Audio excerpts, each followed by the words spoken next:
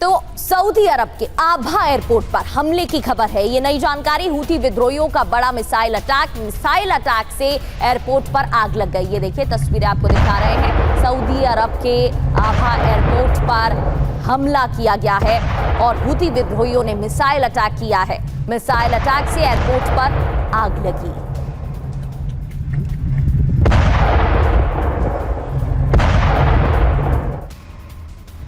Yemen UEM Jaipur एक आदर्श लक्ष्य है। भावी छात्रों के लिए अच्छी नौकरी, भविष्य के लिए तैयार कौशल के साथ अच्छी शिक्षा। सऊदी अरब का विरोध तेज हो गया है। सना एयरपोर्ट पर हमले का विरोध और हमले के विरोध में यमन में प्रदर्शन देखने को मिल रहा है। ये तस्वीरें देखिए, बड़ी संख्या में प्रदर्शन किया जा रहा है। देश भर में सड़कों पर लोग उतरे हैं, बड़ी संख्या में विरोध जताते हुए दिख रहे हैं।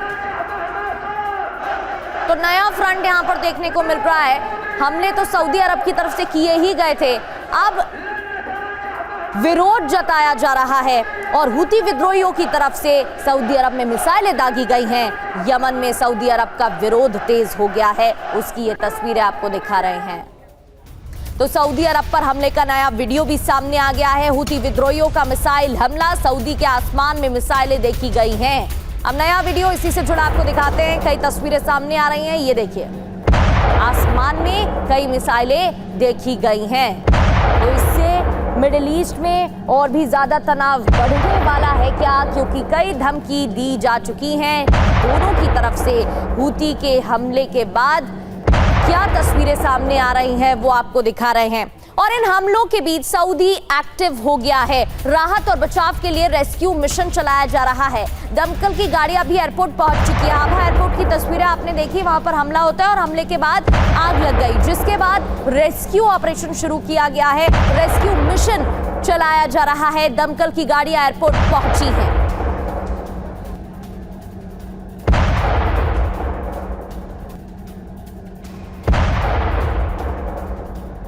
मेजर जनरल अनुज माथुर सर, जिस तरीके से ये हमले हो रहे हैं और धमकी दी गई है कि बाब अल मंदेब को भी बंद कर दिया जाएगा।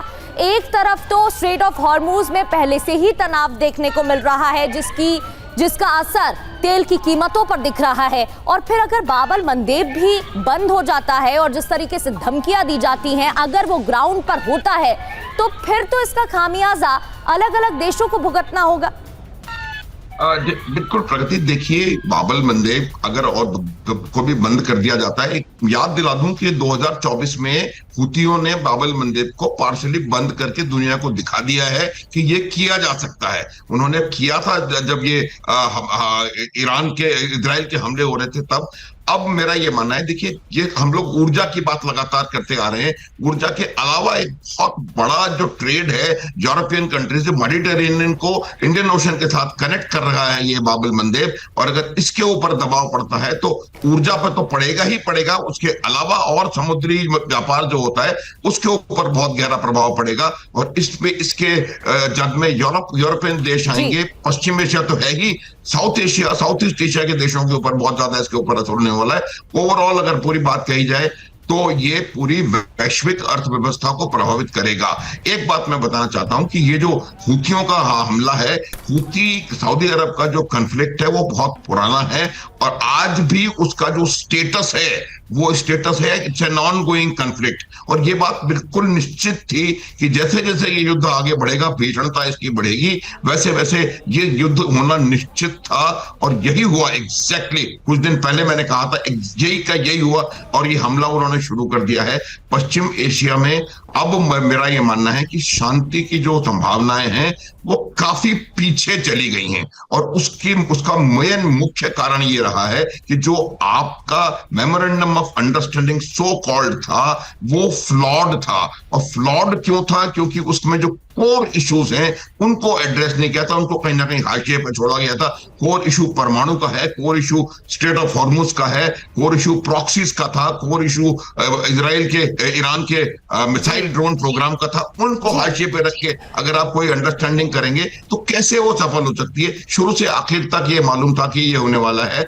अब एक इंटरेस्टिंग पॉइंट प्रगति मैं यहाँ लाना चाहता हूं। अब जी चूंकि सर। हमला सऊदी अरब पर हो रहा है, क्या पाकिस्तान इसमें घुसेगा? क्योंकि उनका, पाकिस्तान का और सऊदी अरब का कहीं ना कहीं एक समझौता है कि एक देश पे हमला दूसरे देश पे हमला माना जाएगा। तो अभी थोड़ी और कॉम्प्लिकेट हो रही है वहां की सिचुएशन, और मुझे ऐसा लगता है कि वहां हालात जो है और ज्यादा आने वाले समय में बिगड़ने वाले हैं। बिल्कुल सर, तनाव बढ़ सकता है, ठीक आपने कहा। और ये जो आपने पाकिस्तान वाला पहलू जोड़ा है,